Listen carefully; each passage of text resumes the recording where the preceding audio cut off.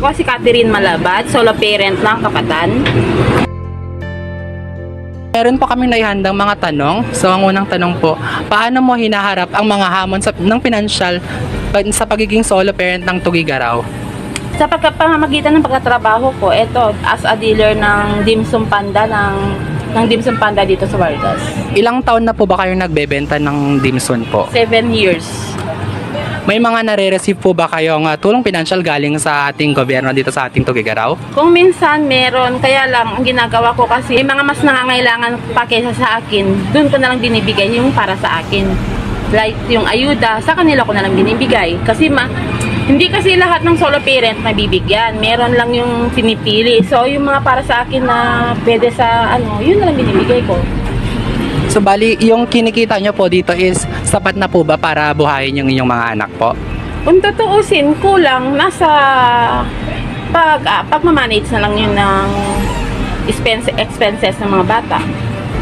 Paano po nakakaapekto ang kakulangan ng pinansyal na mapagkukunan sa araw-araw ng buhay at hinaharap na oportunidad ng iyong pamilya? Wala tayong magagawa kasi partner ng yan. Kung may pagkukulang man, kailangan higpitan ng yung kung paano mo gagawin yung ng pamilya mo. Maaari nyo po ba ang ilarawan ng isang typical na araw sa pagtutugma ng iyong karera at responsibilidad bilang magulang at bilang isang solo parent? Bilang magulang, hindi ko naibibigay ng full ang kumbaga half lang kasi syempre nagtatrabaho ako. Ayun na. Sa'yo, B?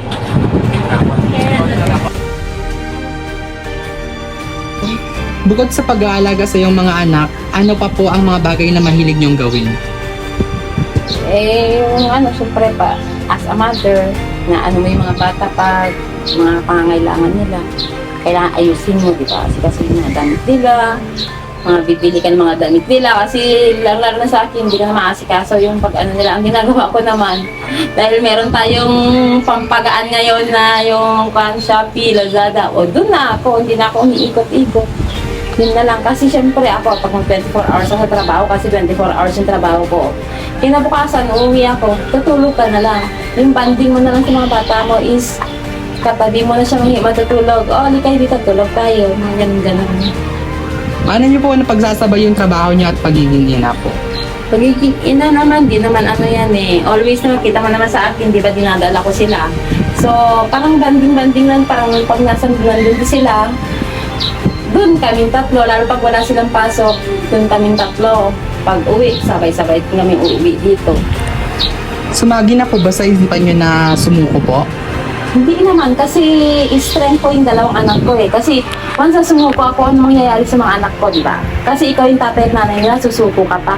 Sinukuan na nga sila ng tatay nila, ikaw pa na nanay, susukuan mo, di ba? Ano ang nais mong makamit para sa inyong mga anak? Makatapos lang sila ng pag-aaral nila, okay na ako. Kahit na may lang sila, naka-stable lang sila, okay na ako. Ano na po yung may pagmamalaki nyo po bilang isang solo parent? As a solo parent, siguro may ko naman na kahit papano na first step ng anak ko, grade 6, natapos niya, achieve niya na kahit piso, walang tulong ng tatay niya. Walang tulong yung tatay. Walang tulong yung tatay niya. Walang tulong yung tatay nila. Na papag-aral ko sila, na ibibigay ko sa kanila yung mga pangangailangan nila na kahit papano, hindi ako nagkukulang. Yun masasabi ko. Di man ako nagkukulang sa financial, sa time, oo, kasi as a parent, solo parent, dalawang ang inaano mo, ini-stand mo dalawa as a nanay, as a tatay. So, dalawa. Kaya sabi ko, kulang ako sa time. Kasi nga, 24 hours sa trabaho. Pagdating dito, tutulog mo na lang. Tatabihan mo na lang sila. Yun lang yung time banding yung tatlo. Tatlo kami. Yun lang time banding namin. Pag off ko. Okay na. Advice ko naman sa mga sa mga katulad kong solo parent. Sabi ko nga, dalawang ang inaano namin being a nanay and a tatay. So kumbaga, lakas lang trabaho. Pray kahit paano, hingin natin yung tulong ng nasa itaas kasi siya pa rin ang sa atin, ibigay yung kalusugan na para sa atin, yung mga nararapat na para sa atin.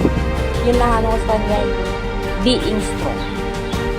Kasi ang sabi ko naman sa mga naglo-lockdown sa mga single parent, yung nagagawa namin mga nanay na solo parent, hindi nila nagagawa yun. Kaya wag nilang i-down yung mga ganyan. Kasi maraming ganyan eh. Yung mga anak ko din, sabi nila is wala kang tatay. Kasi masakit din sa akin yun. So, ang sabi ko lang, pumesto sila sa pinipwestuhan namin, tignan namin kung kaya nila. Yun lang yun.